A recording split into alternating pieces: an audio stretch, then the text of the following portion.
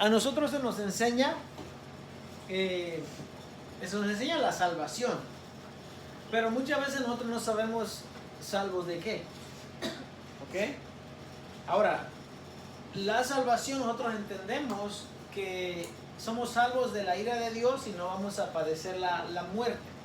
No la muerte segunda, esa es la ira de Dios. ¿Ok? Ahora, la ira de Dios se va a manifestar contra los seres humanos mientras están en vida, sí. Pero eso no es todo. Eso no es todo. La ira de Dios viene realmente cuando Dios mande a esas personas al lago de fuego. Realmente. Ahora, pero con la salvación viene una gratificación, una recompensa. Que la recompensa es vivir en la tierra.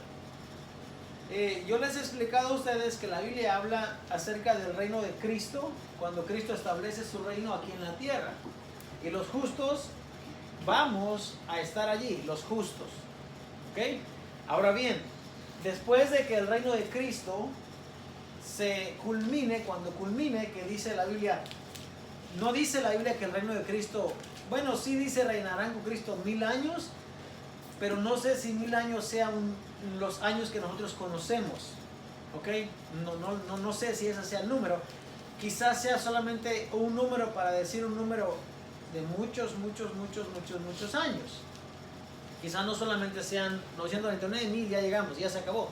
Quizás no sea así. La Biblia, que dice Deuteronomio 27, como les dije, las cosas ocultas pertenecen a Dios. Nosotros vamos a estudiar lo que está en la palabra de Dios, lo revelado, nos toca estudiarlo.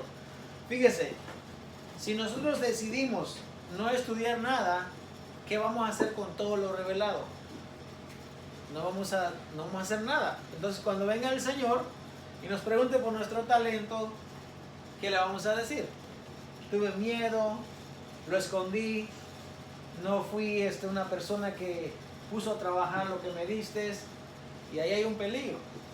Porque cuando no se estudia, no se aprende. Y como no se aprende, usted no va a saber cómo vivir. ¿Ok? Por ejemplo, la justicia, el ser un justo o un sadik, como dice la Biblia, es necesario. Porque si nos ocupamos solamente de nuestra salvación, ¿en qué nos convertimos? En egoístas, porque solamente pensamos en nosotros. ¿Y qué pasa cuando pensamos en nosotros? Nos olvidamos de los demás, nos olvidamos del mundo.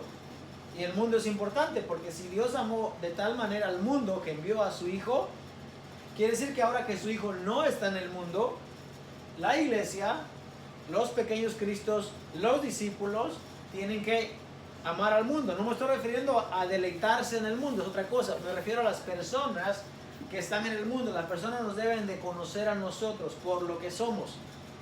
Si la iglesia de Cristo no se da a conocer por sus obras de justicia, entonces no está haciendo nada. ¿Sabe? Mucha gente hoy en día se preocupa de tener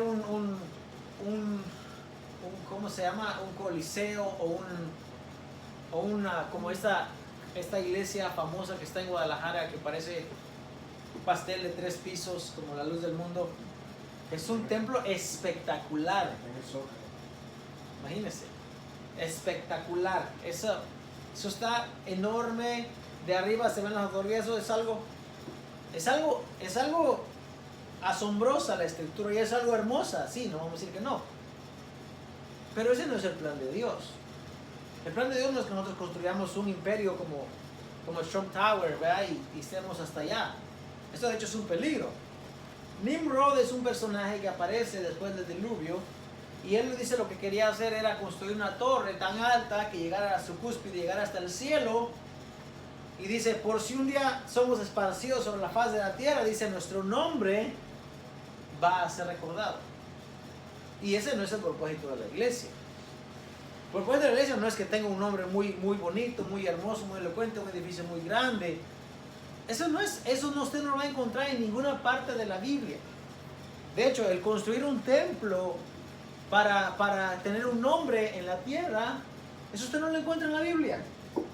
No lo encuentra, no lo va a encontrar, no importa cuántas veces busque. Búsquelo para que vea. No está en ninguna parte el único templo, el templo de Dios, es el templo que está en Jerusalén. Dios dijo, yo voy a escoger un lugar donde voy a poner allí mi nombre. That's it, no más. Un lugar, el templo de Jerusalén. Cuando Salomón lo inaugura, según de Crónicas, dice Dios que tus ojos estén abiertos en este lugar para que se escuche la oración que de aquí se haga. El templo, no hay más, solo es uno.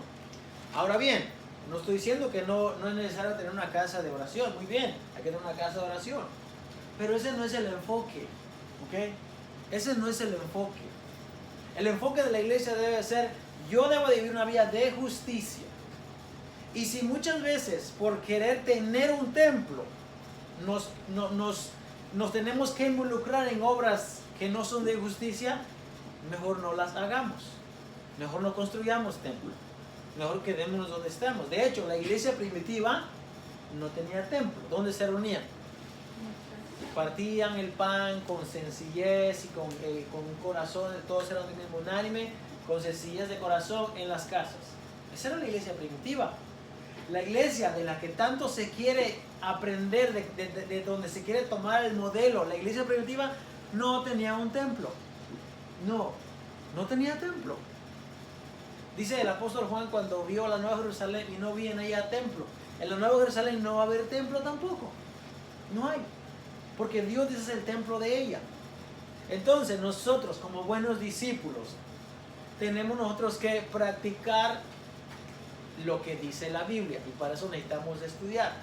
¿Ya usted es salvo? Sí, es salvo. Ahora, asegurémonos de ser salvos. Asegurémonos de que realmente nosotros seamos salvos. Porque si no somos justos, si no hacemos justicia, ahí está un poco difícil la cosa. Fíjese. La Biblia, desde Génesis hasta Apocalipsis, realmente, la Biblia tiene solamente un objetivo, ¿ok? Enseñar, corregir, instruir cómo vivir como un justo en esta tierra. Porque usted no va a aprender cómo vivir en el cielo. No, allá en el cielo nadie sabe lo que va a pasar. Hay un canto que dice, allá en el cielo, no habrá más llanto, ni más tristeza, ni más dolor. Eso sí, es la única dato que tenemos. Eso sí. Y que van a haber calles de oro, sí. Pero allá ya todos son salvos, allá ya todos son justos. Los que llegamos allá, que Dios nos guarde, ya somos, ya coronamos. El propósito de la escritura es enseñarnos cómo vivir aquí, ¿ok? Cómo nosotros vivimos aquí. De eso se trata la Biblia. Por eso es que es importante aprender. ¿Qué aprendimos? ¿De quién hablamos el domingo? De David. ¿Ok? ¿Y qué aprendimos de David? Sí, bueno, pero ¿qué aprendimos? Que era un pastor rey, que fue rey. Sí, pero en cuanto a la justicia, pues, yo creo que usted aprenda. Si algo yo puedo decir en este lugar, ¿verdad? Y en humildad realmente, es que yo le voy a instar a usted a que estudie, a que aprenda. Porque realmente ese debe ser el trabajo de todo dirigente, de todo predicador, de todo ministro. Enfatice que es importante estudiar. Juan 5:39 dice que debemos de escudriñar la escritura. Timoteo 3:16 dice que la escritura nos ayuda, nos es útil, nos redarguye, nos instruye, nos corrige. ¿Ok? Entonces es importante. Cuando usted pertenece a un club o a una academia o como le quiera llamar, usted sí o no se envuelve o es partícipe de lo que hay allí. Bueno, eso así debería de ser. Lo mismo la iglesia, ¿no? Aunque la iglesia no es un club, pero la iglesia es el lugar donde nosotros aprendemos, en donde crecemos, en donde nos hacemos más maduros cada día. Si usted no estudia la palabra de Dios, usted no va a madurar. Usted no va a madurar. Y no porque digo yo, porque dice la Biblia, que nosotros tenemos que llegar a la estatura de un varón perfecto, de un varón maduro, completo. ¿Ok? Cuando usted tenga la escritura, fíjese, la escritura le va a hacer recordar. Hoy, le voy a contar qué pasó hoy. Hoy yo estaba metiéndome con una de las colitas, como dice el hermano, en una casa. Y la carretera era una línea bastante derecha, los carros se podían ver de ambos lados. Ok, cuando yo me meto a los lugares, yo me aseguro de tener contacto visual con el driver que viene de aquel lado y con el que está a mis espaldas. Ok, antes de yo empezar a hacer una maniobra, yo verifico que no hay carros cerca de mí. Y cuando hay carros cerca de mí, como a un cuarto de milla, yo pongo mis intermitentes y le voy dejándole saber que voy a hacer un movimiento y que no puede ni pasar. Entonces, si iba muy cerca de mí, le dejo que pase. Inmediatamente empiezo a hacer mi maniobra de meterme. Y yo, intencionalmente, yo tomo las dos carriles para que ambas personas se den cuenta. Bueno, esta mañana estaba la situación todo bien. De hecho, había una persona que estaba ahí parando el tráfico. Y salió una persona, no voy a decir si era hombre o mujer, pero salió una persona y andaba como que frustrada y agarró y le hizo ¡tay! Y estaba así como que si el carro hablara me hubiera mandado no sé a dónde. Y yo lo quedé viendo y lo quedo viendo y estaba como que ¿le digo algo a esa persona o no? Y luego dije, ¿para qué? ¿Para qué le voy a decir? No, mejor sigo haciendo lo que estoy haciendo, me concentro y termino y al final con pasar le digo, ya, se molestó. Pero ¿sabe qué? A mí en ese momento me acordé de lo que estudiamos el domingo. El domingo, quítese de vosotros toda gritería, enojo, maledicencia. Quítese, se tiene que ir de nosotros. ¿Por qué?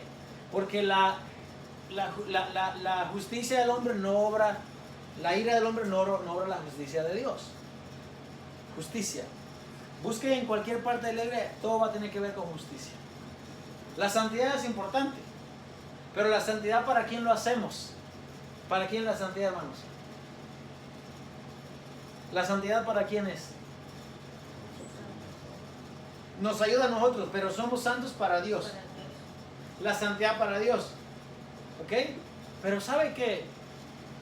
La santidad no dice que la santidad va a hacer que tú heredes el reino de Dios. ¿Fue el domingo o el miércoles pasado el martes pasado que preguntaba, ¿se puede ser justo sin ser santo o se puede ser santo sin ser justo?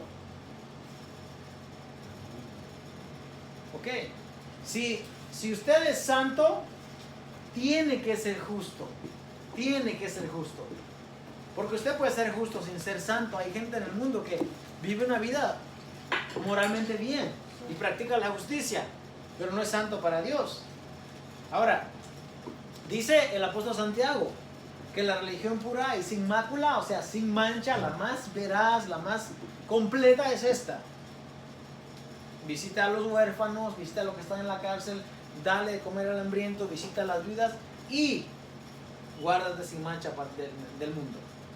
Eso es complemento, pero no es principal. Ahora, si la santidad nos beneficia a nosotros, pero nos guardamos para Dios, pero si por el otro lado no estamos haciendo obras de justicia, entonces nuestra justicia es vana, entonces nuestra santidad viene a ser nula.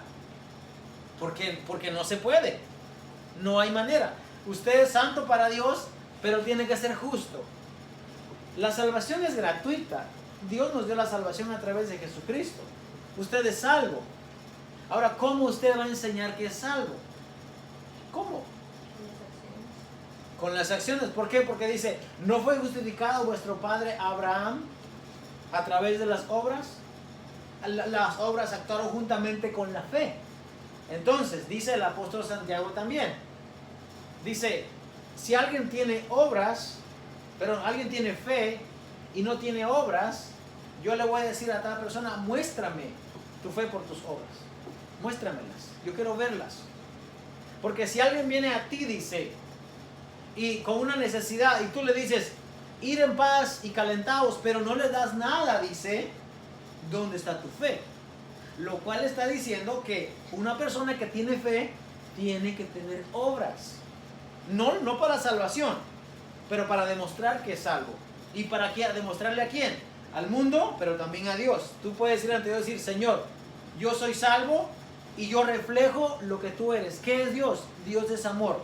¿Qué es Dios? Dios es justicia.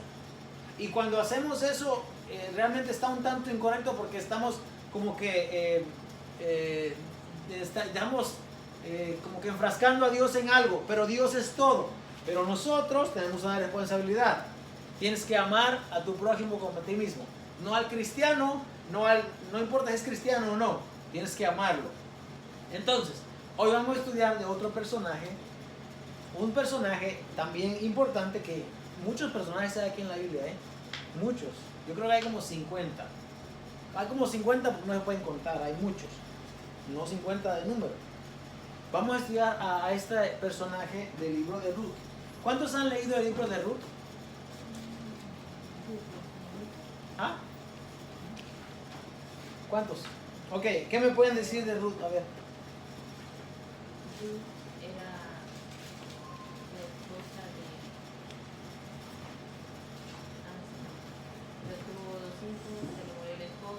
¿Ruth tuvo 2 hijos? ¿No era ella? Ella fue bien fiel a su nuera. ¿Ruth fue bien, fue la su nuera? No era Ruth la que... Hermano, lea el libro de Ruth, solo son 4 capítulos. ¿No es la que le dijo la de este...? Ok, le voy a decir ya, le voy a decir ya. ¿Mande? ¿Emanuel? No, era la nuera de... Ok, le voy a decir. A la suegra, ella la nuera. Ella era La suegra sí, de suegra. Ruth se llama Noemí. Noemí, sí. Noemí estaba casada con Elimelech. Ellos tuvieron 2 hijos. Fiel a su Ellos tuvieron 2 hijos, Malón y Kelión. Los dos murieron en Moab. ¿Murieron? ¿Cómo se llamaba la otra nuera de Noemí? Sí, es... Esa, Orfa. Y fíjese, la oración de Ruth es una de las oraciones más preciosas, más largas también de la Biblia y de más fidelidad. ¿Sí? No me pides que me vaya ni me aleje de ti, porque donde tú fueres iré yo. ¿Okay? ¿Qué más le dice?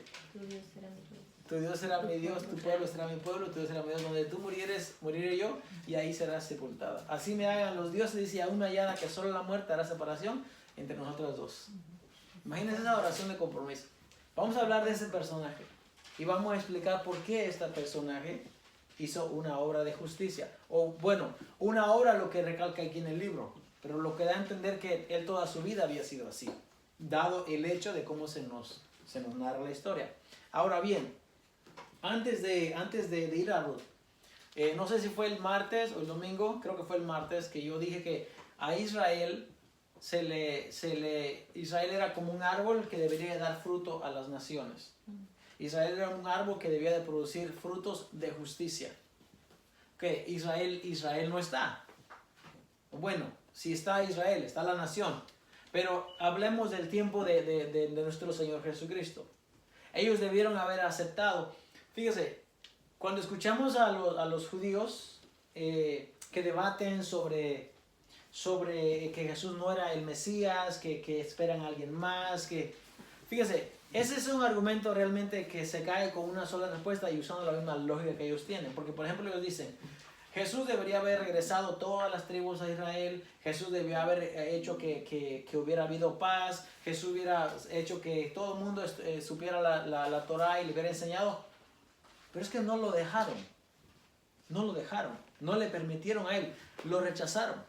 Juan, siendo un libro teológico, que la verdad yo no creo que haya sido el apóstol Juan el que haya escrito ese libro, porque ellos eran hombres, no eran letrados, y Juan hace un argumento bastante teológico muy fuerte, pero Juan dice que a los suyos vino y los suyos no le recibieron. Entonces, ahora los judíos están esperando que venga el Mesías, y esperan que ese Mesías que venga ahora, si restaure Israel, si haga todo. Pero es que ahora ellos lo están esperando. Cualquier persona que venga van a decir ese es. Mientras que cuando vino Jesús no le aceptaron. Entonces Israel debe haber sido un árbol de justicia. Debe haber alimentado a las naciones. De Sión debería haber salido la ley para el mundo. Pero ellos no lo aceptaron. Ahora bien, la iglesia, nosotros somos, dice, injertados en el pueblo de Israel. Escuche bien. Injertados. No dice que somos otro pueblo. Hay gente que hace división entre el pueblo de Dios, Israel, y la iglesia, porque piensa que la iglesia es aparte. Pues esa teología no está en la Biblia. En la Biblia dice que nosotros somos injertados a Israel. Dice eso. No te jactes, dice, porque tú siendo olivo silvestre has sido injertado en el olivo natural. No te jactes porque si te ensoberbeces, dice, así como Dios desechó al olivo natural, también a ti te va a desechar. Entonces no debemos de jactarnos. Nosotros somos Israel, injertados en Israel. Porque fíjese, cuando Cristo venga, Cristo viene a buscar a su pueblo, ¿correcto? Su pueblo, / iglesia o congregación, como le queramos decir. Pero hoy en día, con el sinónimo de iglesia, la gente piensa que entonces hay dos pueblos separados. Eso es lo que piensan y eso es lo que se enseña. Que hay dos pueblos separados. Y por eso dicen, no, Israel tiene que pasar aquí la gran tribulación y la iglesia se va a ir en un rapto con Jesús cuando venga. Y ya, así va a ser. Eso es lo que se enseña. Pero se olvidan de todo realmente lo que el escritor está hablando acerca de eso. La venida de Cristo, la iglesia sí sale a recibirlo, pero sale a recibirlo como cuando se recibe un rey que viene de la guerra, que ya peleó, que ya coronó. Porque fíjese bien, si usted se pone a analizar, ¿dónde peleó Jesús la batalla? ¿Dónde peleó Jesús la guerra? No lo peleó con los fariseos ni con los saduceos, no, ¿dónde la peleó?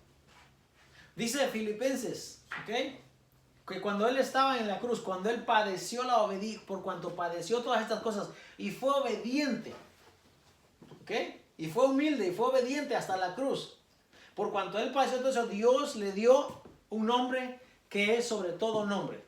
Él ya peleó. Ahora, él se fue, dice, hay una parábola que dice que él se fue a recibir un reino. Entonces, él regresa.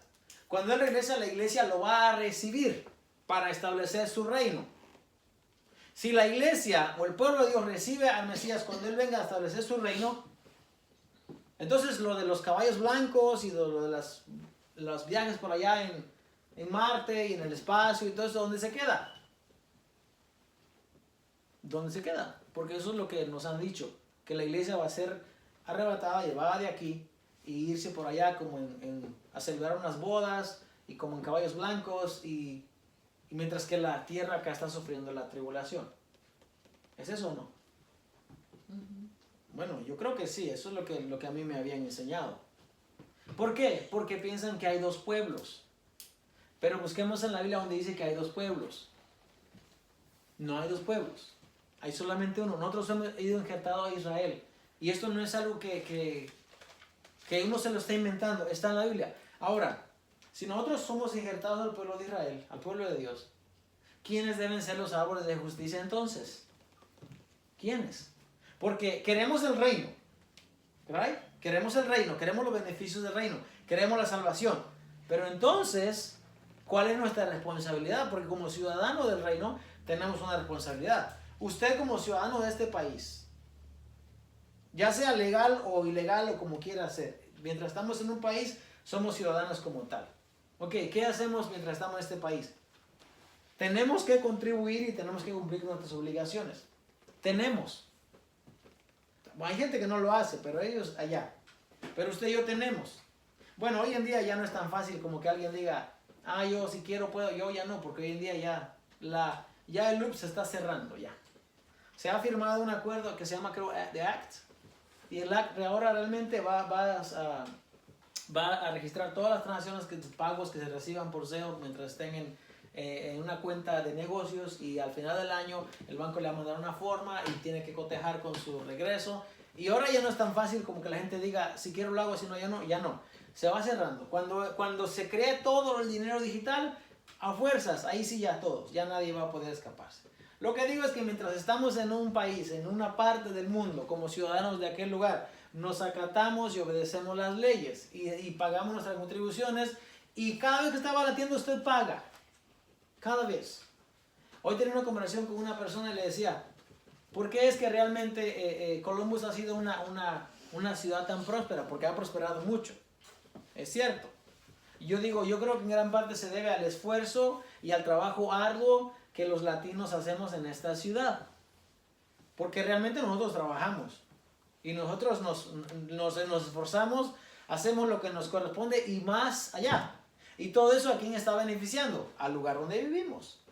Entonces, Como ciudadanos de este país, cumplimos con nuestras obligaciones, hacemos nuestro deber porque tenemos que hacerlo. Ahora, como ciudadanos del reino, ¿no debe ser igual? Es igual, de hecho. De hecho, es más responsabilidad. Es más la responsabilidad que tenemos. Entonces, Dios había dejado o había tomado a Israel para que Israel fuese aquel árbol de justicia. Aquel árbol que diera fruto para las naciones. Cosa que no hicieron. Y tuvo muchas oportunidades Israel. Si usted lee el libro de los profetas, de los reyes, se va a dar cuenta. Realmente que ellos tuvieron muchas oportunidades y siempre decidieron irse tras los Baales, irse tras los dioses en cuya tierra habitaban y dejaron a Jehová, Dios de Israel. Él dice, me han dejado a mí, fuente de agua viva, y se han ido tras los ídolos. Y eso es lo que estaban haciendo.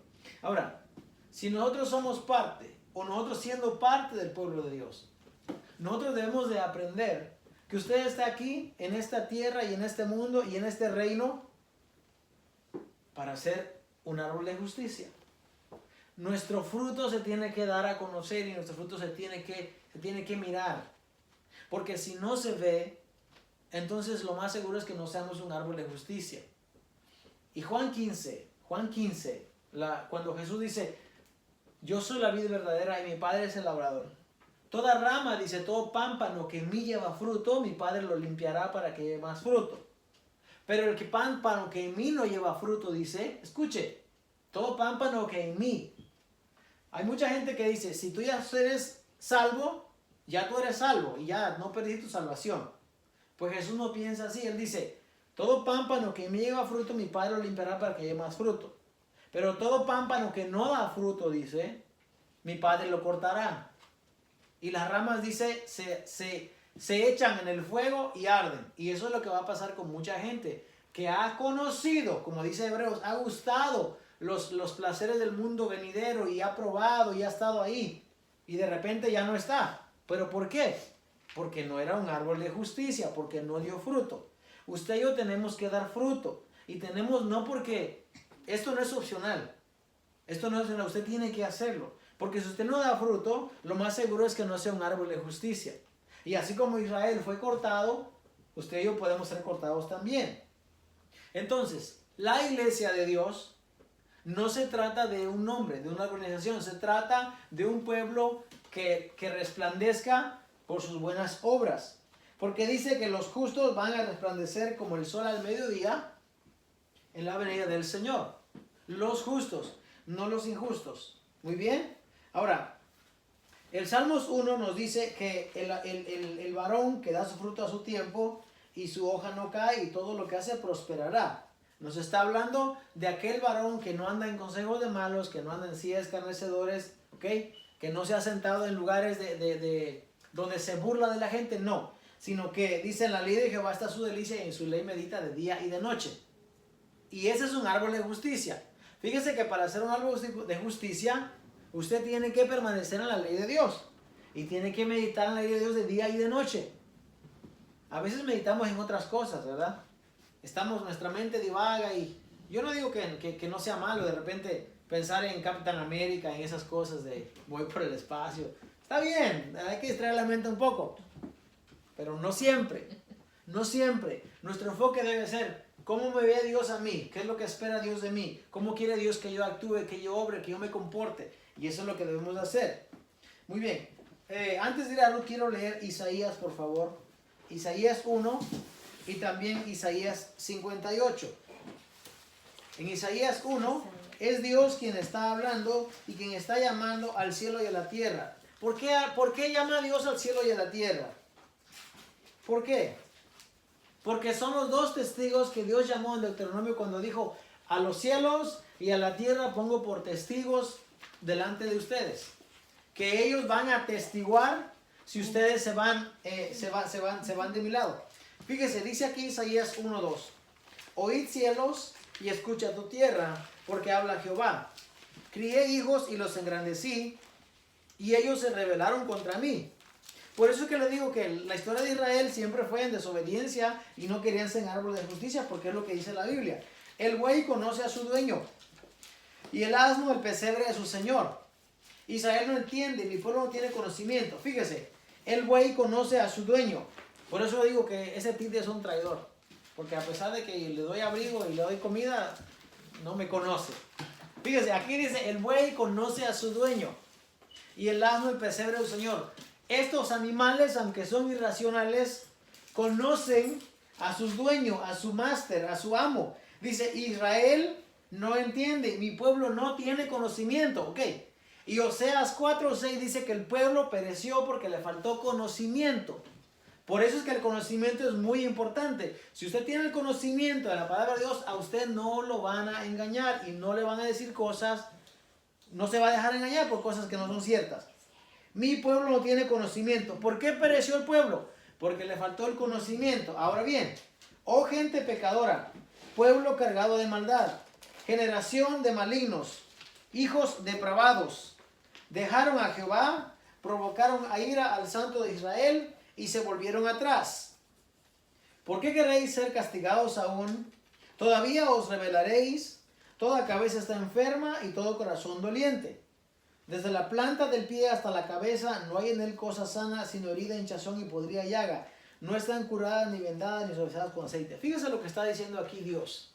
Una comparación muy similar a lo que Dios le habla en Apocalipsis a una de las iglesias. Le dice, tú dices que eres rico y no tienes necesidad de nada y no sabes que tú eres un pobre, miserable, ciego, desventurado y desnudo. Lo mismo acá. Israel piensa que está bien, que está sano, que está bien. No, Dios le dice no.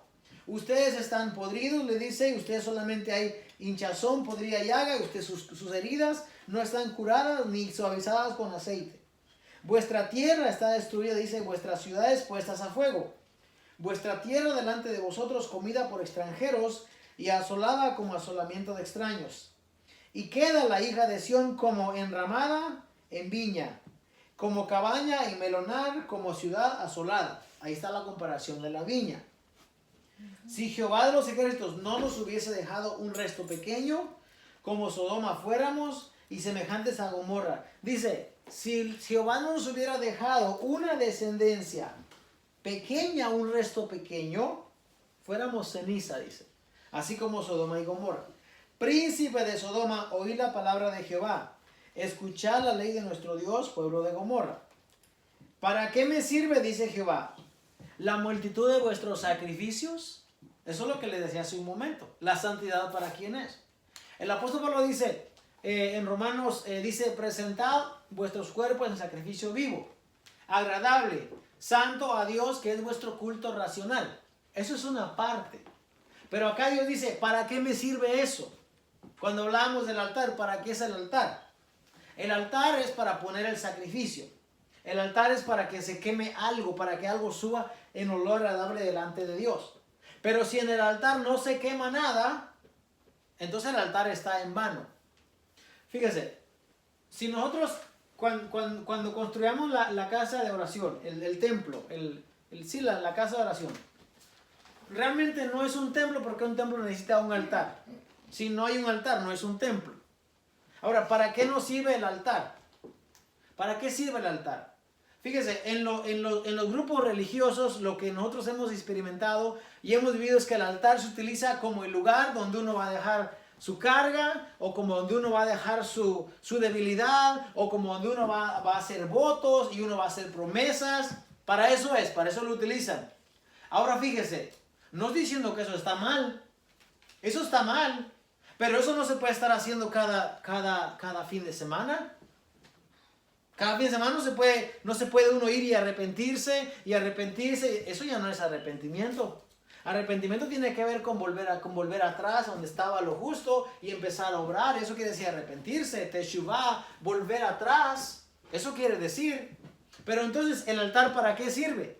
Porque en el altar no se dejan sacrificios hoy en día. No, el apóstol Pablo dice, presentad vuestros cuerpos en sacrificio vivo, agradable, santo a Dios, que es vuestro culto racional, vuestro culto de todos los días. Si usted espera a ir a un altar, a dejar su sacrificio hasta que va a la iglesia, usted está mal, hermano. Porque eso es todos los días. Todos los días. Incluso antes de cometer la falta, usted quema su sacrificio y se aguanta. ¿Por qué? Porque usted no va a pecar y después decir, perdóname Dios y aquí está mi vida otra vez. No, fíjese lo que dice Dios acerca de eso. Acá está diciendo, ¿de qué me sirven la multitud de vuestros sacrificios?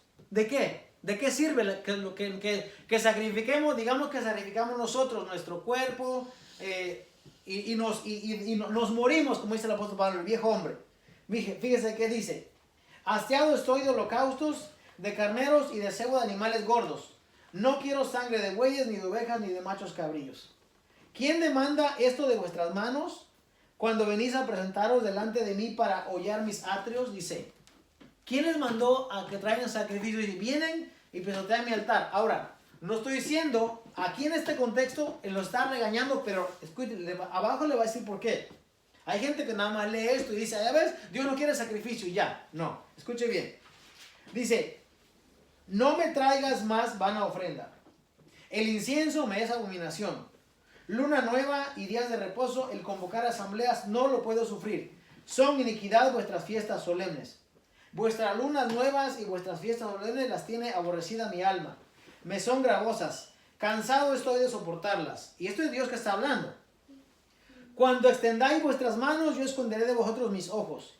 Asimismo, cuando multipliquéis la oración, yo no oiré. Llenas están de sangre vuestras manos.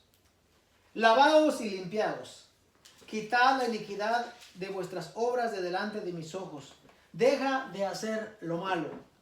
Aprended a hacer el bien. Buscad el juicio. Restituid al agraviado. Haced justicia al huérfano. Amparad a la viuda. El mismo mensaje de Santiago. El mismo mensaje. No cambia. Solamente que parece que está en otro tiempo, pero el mismo mensaje.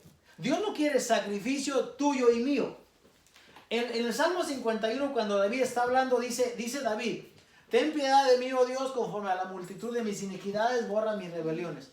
Porque yo reconozco mis rebeliones y mi pecado está siempre delante de mí. Contra ti solo he pecado y he hecho lo malo. No me eches delante de tus ojos, dice. Y luego dice, porque tú no quieres sacrificio, que yo lo puedo hacer.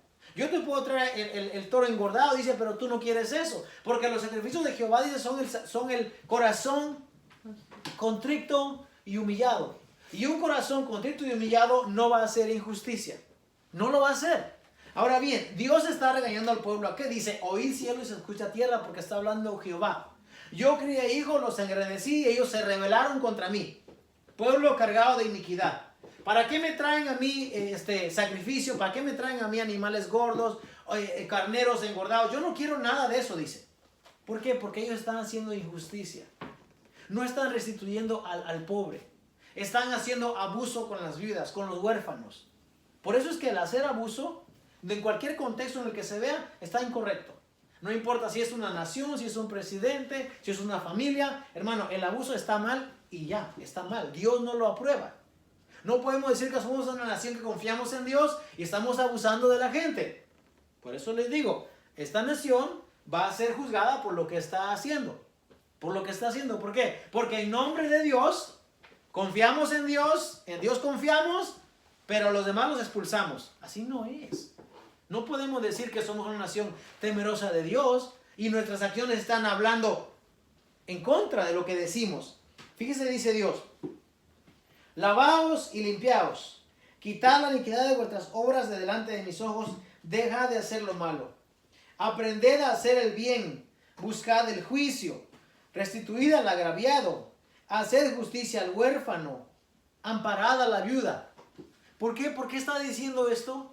Porque, mire, cuando usted vea, hermano, a la viuda, al huérfano, al menesteroso, esos tres, hermano, de verdad, que esos tres. ¿A quién le decía? Creo que a Manuel le decía, ¿no? Que si quería hacer una obra de justicia, que le diera a uno de estos tres. O a un pobre. ¿Por qué? Dice, porque el que le da a un pobre, dice, a Dios le hace un préstamo. Estos tres siempre van a estar en la lista de las personas. Porque estos tres son los más vulnerables.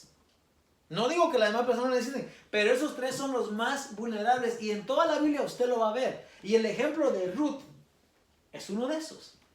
Viuda. ¿Sí o no? Viuda. ¿Y qué más? Extranjera. Sí. desamparada, sola, no hay quien le restituya. Por eso hay que conocer lo que dice la Biblia. Porque estos tres elementos, estas tres personas, estos tres tipos de persona, no sé si tipo está mal, pero es una manera de decirlo, siempre van a estar allí. Ahora dice, y después de esto, ahora dice, venid luego. Hay gente que sabe este texto. Y yo lo usaba también y mucha gente para predicar o es para evangelizar, buenísimo. Venid luego, dice Jehová, y estemos a cuenta, pero ni sabe por qué. Venir luego no quiere decir venir luego de ven a prisa, no. Venir luego de ven después. Después que restituiste al huérfano, a la viuda, al extranjero, entonces ven.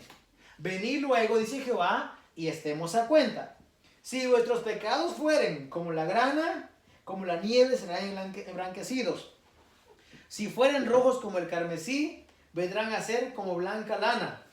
Si quisiereis y oyereis, comeréis el bien de la tierra. Si no quisiereis y fuereis rebeldes, seréis consumidos a espada. Porque la boca de Jehová lo ha dicho. Como dijo Deuteronomio. Aquí yo pongo delante de ti el bien y el mal. Escoge el bien para que vivas. Y Dios nos dice lo mismo a nosotros. Hermanos, escojamos el bien nosotros. ¿Qué es el bien? Aprendamos qué cosa es el bien.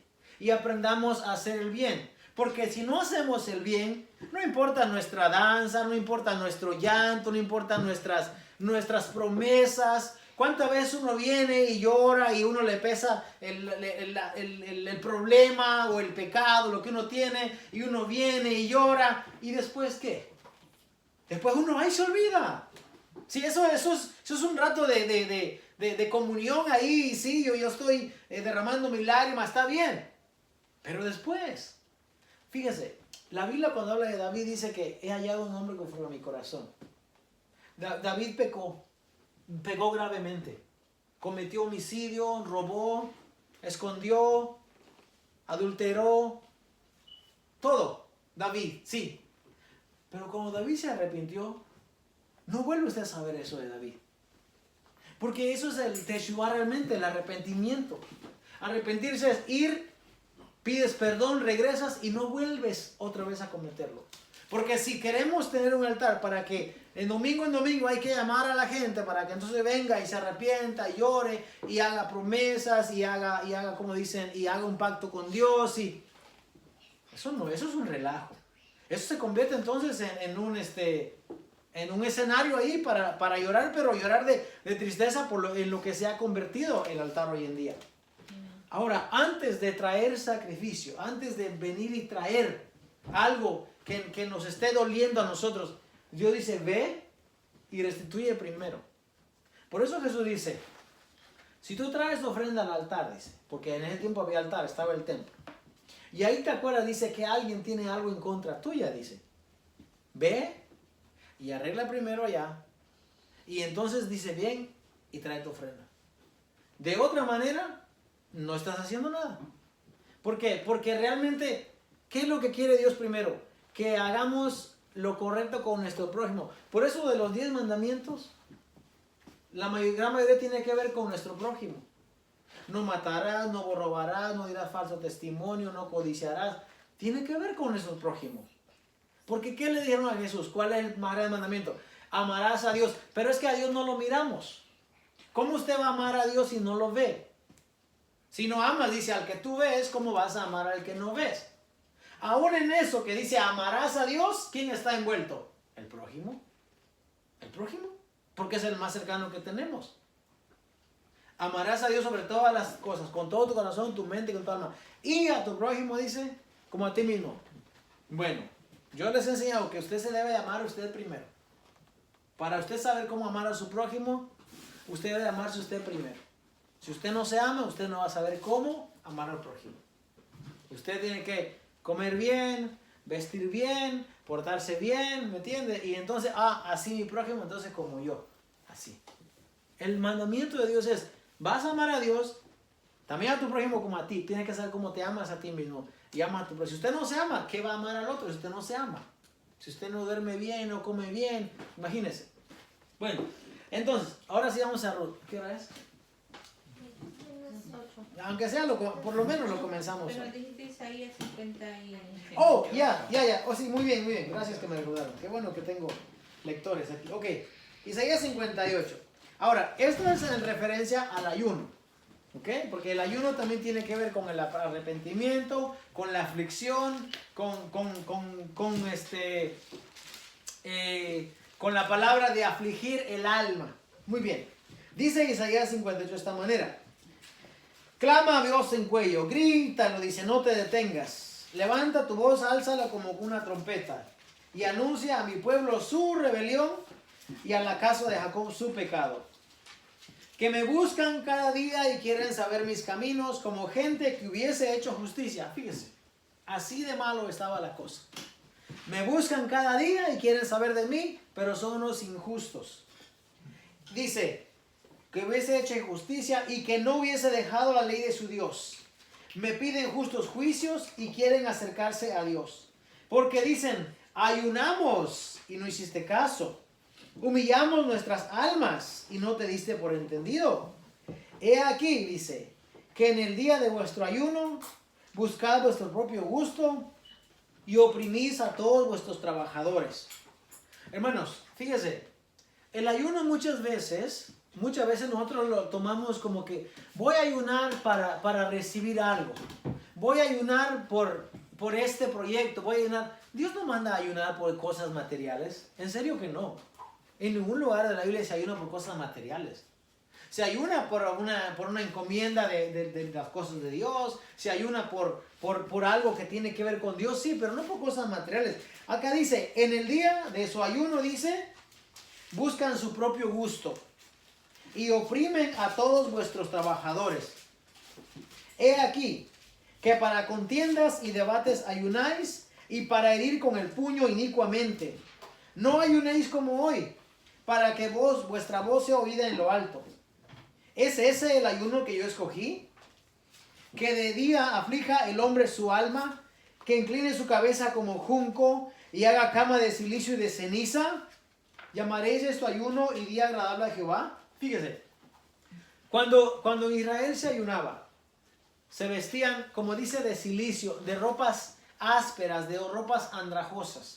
Cuando la vestimenta no es una vestimenta de realeza, sino una vestimenta de humildad, como cuando Job, después que escuchó lo que pasó con sus hijos, se vistió de silicio, rasgó su vestidura, se rapa la cabeza, se sienta sobre ceniza. Eso es, soy el más miserable. Soy el más miserable, el último. No hay nada, soy una escoria, soy lo último, eso es. Pero Dios dice, fíjese, así ayunan ustedes, dice. Así. ¿Qué dice? Afligen su alma, inclina su cabeza como junco, como una madera tirada. Se suben, hacen cama de silicio y de ceniza. Y a esto le llaman ayuno y día agradable a Jehová. Pero ¿cuál es el contexto? El contexto son gente que están oprimiendo al pobre. Que son gente que no han hecho justicia. Ese es el contexto. Ahora dicen, ¿no es más bien el ayuno que yo escogí? Desatar las ligaduras de impiedad, soltar las cargas de opresión y dejar ir libres a los quebrantados y que rompáis todo yugo. Fíjese, cuando leemos esto muchas veces no entendemos, pero en el contexto en el que se está hablando acá, imagínense si usted fuese un hacendado, dueño de muchas tierras o de muchos ganados, y usted tiene trabajadores, y usted a sus trabajadores los está oprimiendo, no les está pagando lo que es justo, no les está dando sus días que las personas merecen para descansar. Eso está diciendo aquí, porque en el contexto está hablando de gente, de gente que no está dando libertad a sus trabajadores. Aquí está hablando de este contexto claramente. Ahora dice, desata ligaduras de impiedad, suelta las cargas de opresión y deja libres a los quebrantados y que rompáis todo yugo. ¿No es el ayuno que yo escogí que partas tu pan con el hambriento y a los pobres errantes albergues en casa? Cuando veas al desnudo lo cubras y no te escondas de tu mano. ¿Y no es eso lo que dice Santiago, hermanos? ¿No es eso lo que dice Santiago? Exactamente lo mismo. Lo dice en Isaías 1 y lo dice en Isaías 58. Que cuando veas al desnudo lo cubras y no te escondas de tu hermano. Si tu hermano te viene a pedir prestado, si dice, si tú le das, no se lo niegues. Así dice, no se lo niegues. Ahora, acuérdese, está hablando de tu hermano. ¿Por qué? Porque tu hermano debe ser igual que tú. Tu hermano debe ser un justo también. Y el hecho de que sea justo no quiere decir que no va a pasar por necesidades. Miren el caso de la viuda con el aceite. Hey, mi marido dice, era un varón temeroso de Dios, pero se murió y nos dejó endeudados. ¿Era justo o no era justo? Era justo, temeroso de Dios, pero lo dejó endeudados. Si tu hermano te viene a pedir prestado, dice, no escondas tu mano, no encojas tu mano para darle. Fíjese lo que dice acá. Y no te escondas de tu hermano. Entonces dice, nacerá tu luz como el alba y tu salvación se dejará ver pronto. ¿Qué expresión es esta? ¿No es acaso lo mismo que dice, entonces los justos resplandecerán como el sol al mediodía en el reino de su Padre, cuando Jesús venga? Dice, entonces nacerá tu luz como el alba y tu salvación se dejará ver pronto. E irá tu justicia delante de ti y la gloria de Jehová será tu retaguardia. Tú estarás en medio de la justicia y Dios que te cubre. Pero no haciendo de que vengas a llorar y te sientes en silicio y afligas tu alma. Eso no es, dice. Ve y desata a los oprimidos. Ve y deja libre al que está atribulado, dice. Ve y dice y cubre al desnudo. Dale de comer al hambriento. Ese es el mensaje de toda la Biblia, hermanos. De verdad. Es bonito cantar y alabar a Dios y tener una congregación bonita y todo. Pero eso es parte de nuestra vida, nuestra devocional con Dios. Pero eso no es nuestra responsabilidad. ¿Qué responsabilidad toma usted cuando usted viene a ejecutar un instrumento, por ejemplo?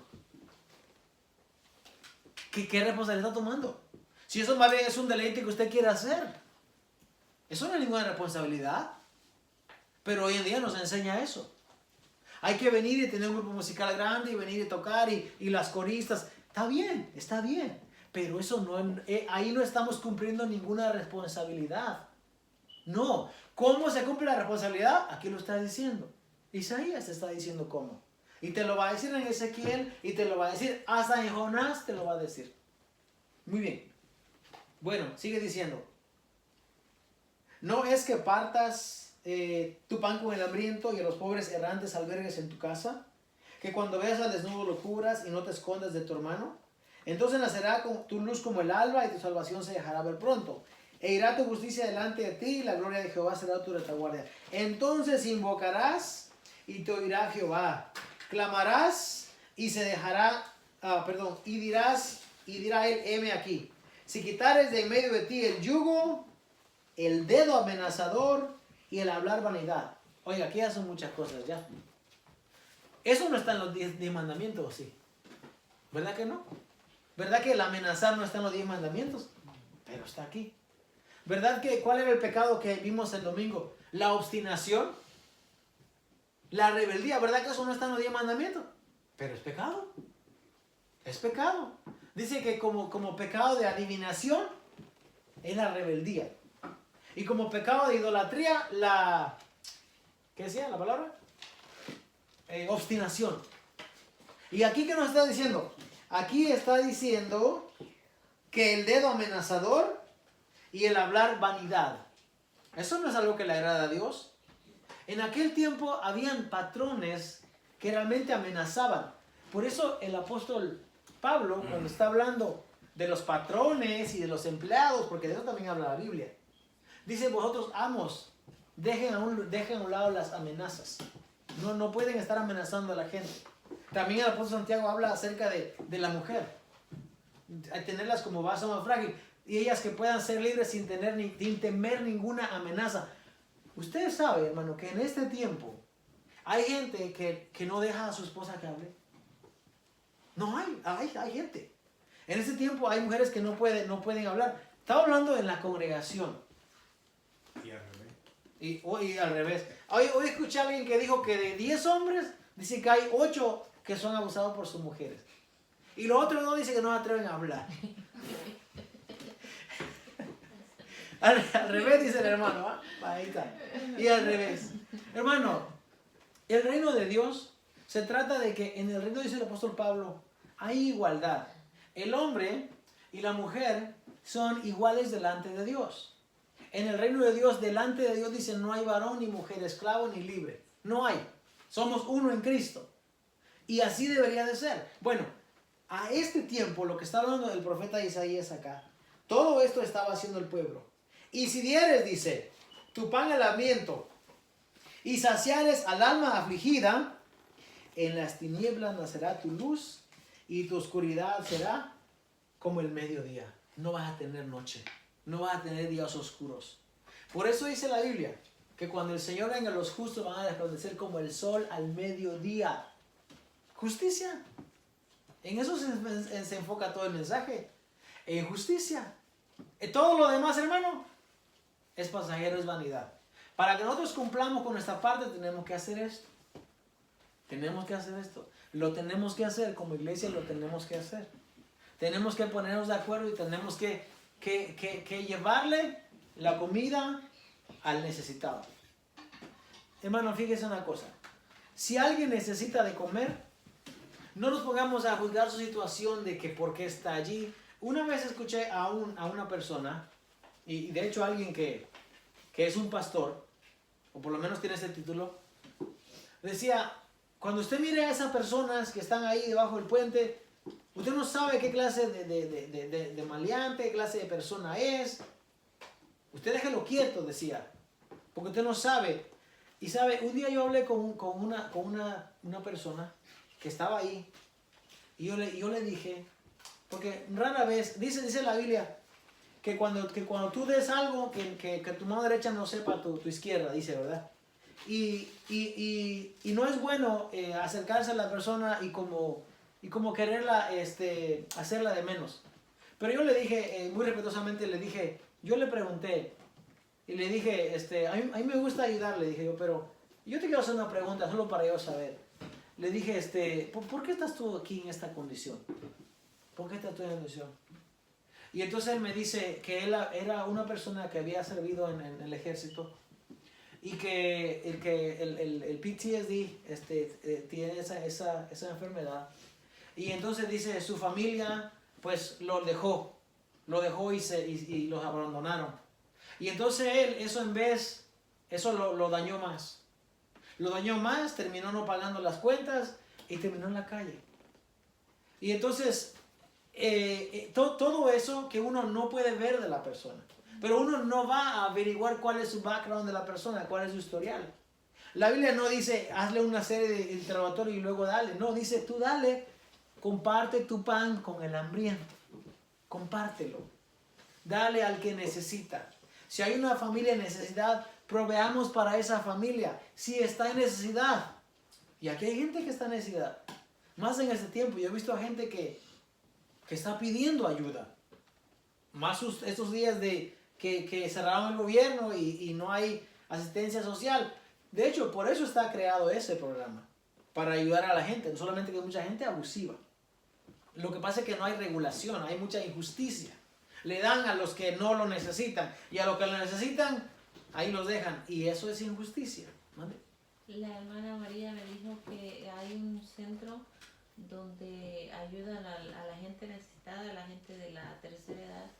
Y ahora dice que están pidiendo ayuda porque ha llegado muchas personas de la tercera edad más y han dicho que ahora son más porque ahora este gobierno les ha quitado los beneficios y están necesitados y buscan personas que les puedan donar algo para que puedan ayudar a esos ancianos.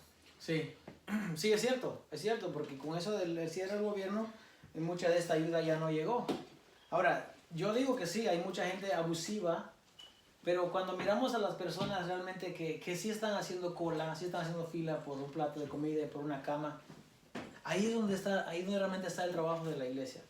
Yo estaba pensando estos días y estaba pensando realmente porque yo pienso, ¿verdad? Y entonces, hay muchas personas aquí en Columbus que decimos que somos luz, ¿verdad? Que somos la luz de Cristo, la luz del mundo. Y no estamos enfocados realmente y preocupados realmente en el verdadero propósito.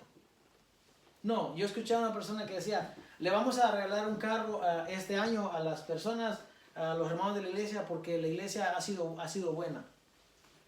Pues bueno, eso es bueno, pero quizás para él. Bueno, quizás para él, porque si tienes dinero para regalar un carro, debes de tener dinero para suplir necesidad también. Y ahí sí, como dijo Judas, ¿verdad? Esto se debió haber vendido y darse a los pobres. Ahora, porque eso era lo que hacía Jesús. Jesús miraba y decía, y él actuaba. Por eso cuando a Judas le dicen, lo que vas a hacer, hazlo pronto, Jesús está refiriendo que si vas a entregarme, hazlo ya. Y los discípulos pensaron que le estaba encomendando una obra para ir a hacer. Porque realmente ese era el trabajo de Jesús. Y ese trabajo está incompleto, tenemos que hacerlo nosotros, porque Jesús no le dio de comer a todo el mundo. Jesús por eso dejó la iglesia, dejó a su pueblo, que nosotros, justo lo que le reclama a Isaías, es lo que va a reclamar cuando Él venga.